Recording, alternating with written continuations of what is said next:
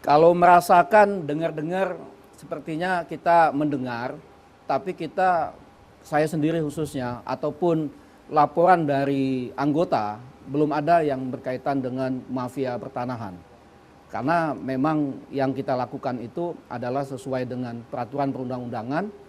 Kalau tidak diatur di dalam peraturan perundang-undangan, kita tidak ada kewenangan untuk di dalam membuat akta otentik.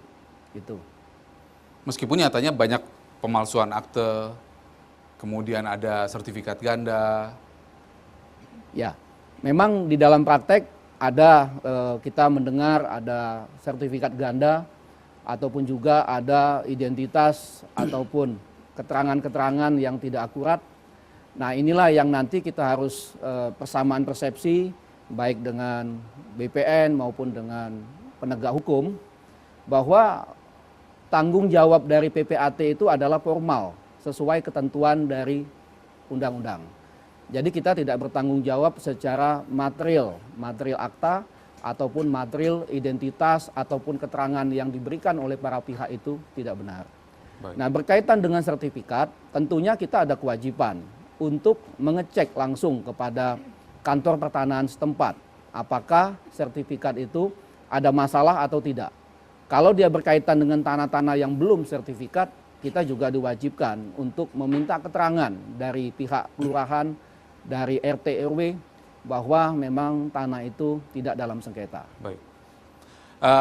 Pak Nur Marzuki, dalam kasus sengketa tanah Pemprov DKI di Cengkareng misalkan, Pak Ahok itu berteriak-teriak, ini ada mafia tanah nih. Saya bahkan korbannya katanya, karena DKI ternyata membeli tanahnya sendiri. Nah, Pak Ahok berteriak-teriak nih, ada mafia tanah. Nah, sebenarnya mafia tanah itu ada nggak sih, seperti yang apa dikatakan oleh Pak Ahok? Kalau saya kira terlalu berlebih lah kalau kita katakan mafia. Kalau Kenapa? mafia kan dia kerjanya rahasia. Tapi kan ini muncul di permukaan mereka. Siapa pelakunya kita tahu. Antara siapa dan siapa dia tahu. Apa yang mereka perebutkan pun kita tahu. Sebetulnya dengan mudah kita mendetek. Jadi kurang tepat lah kalau kita katakan mafia tanah, saya kira. Nah, kalau itu tidak katakanlah lebih. contoh kasus di Cengkareng itu kira-kira yang Saya bisa selesaikan melakukan dulu. Itu tidak lebih sebagai calo, maklar yang ingin mencari kaya cepat dia. Itu saja sesungguhnya. Tapi bagaimana kemudian tanah yang katanya milik Pemprov DKI digunakan oleh Dinas Kelautan Perikanan DKI itu kemudian bisa beralih jadi SHM milik orang lain? Kalau kami yang diberikan mandat oleh negara untuk mengelola masalah pertanahan di Indonesia, kami melihat itu bukan suatu masalah. Karena kami yang harus memberikan penilaian yang tepat, apakah itu sengketa atau tidak. Karena di sana Pemda DKI punya tanah, jelas dia. Ibu Tuti punya tanah, jelas di situ. Jadi yang dikatakan sengketa itu kalau satu objek dimiliki lebih dari 2 orang, itu sengketa. Tapi dalam fakta di lapangan yang kami lihat itu nggak ada itu. Jadi itu benar bahwa itu tanah milik DKI atau tanah Ibu Tuti?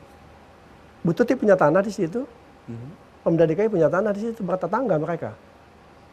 Nah, kebetulan memang tanah Pemda DKI ini kan belum punya sertifikat. Sehingga untuk memastikan letak batas dan luasnya itu kan masih labil dia. Sehingga setelah kita cek di lapangan, saya kira ada 2 bidang yang bersandingan di situ. Jadi ya kehati-hatian Pak Gubernur kita hargai karena pengalaman beliau dalam mengeluarkan uang banyak disoroti oleh pihak penegak hukum, aparat pengawasan, sehingga wajar kehati-hatian beliau. Dan faktanya kita sudah diskusikan itu sesungguhnya tidak ada masalah sih di lapangan. Baik. Mas Yandra ini melihat kasus mafia tanah ini ada nggak, kalau Pak Sofron tadi bilang ya masih belum beliau jawabnya masih belum yakin lah. Kalau Anda melihat gimana?